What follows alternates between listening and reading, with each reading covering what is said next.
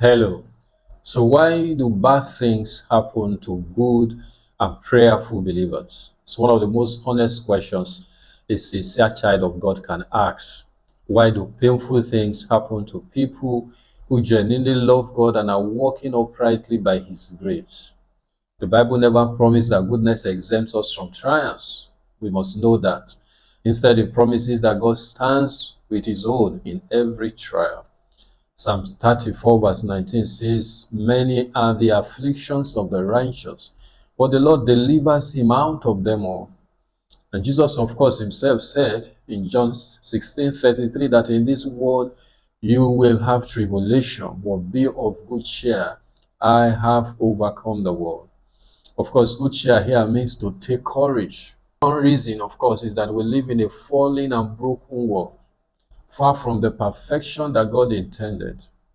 Creation is wounded, humanity is imperfect, systems are polluted. Another reality is that forces of darkness still resist the children of light. The kingdom of the devil remains active, opposing everything that carries the mark of God on it. That's why Ephesians 6:12 reminds us that we wrestle against principalities and powers, meaning that our afflictions are often the enemy's reaction to our progress and to our devotion to God. So good people are frequently targeted because their lives threaten the agenda of the darkness. Another reason is that adversity shapes us into stronger vessels. Not all growth happens on the mountaintop. Some of the most beautiful virtues that we have, such as endurance, patience, and humility and discernment, are formed in the furnace of afflictions and pressures of life. Hebrews 12:11 makes us understand that discipline could be painful, but afterwards, it yields the peaceful fruit of righteousness. So God may not be the root cause, and He's not the root cause of every hardship, but He uses every hardship and pressure to enlarge us on the inside. Take the biblical Daniel, for example. His commitment to prayer didn't stop him from entering into the lion's den. Instead, it became the stage where God provided His faithfulness, and Daniel's integrity shone brighter. His trouble elevated him. His trial authenticated him. His test became his testimony.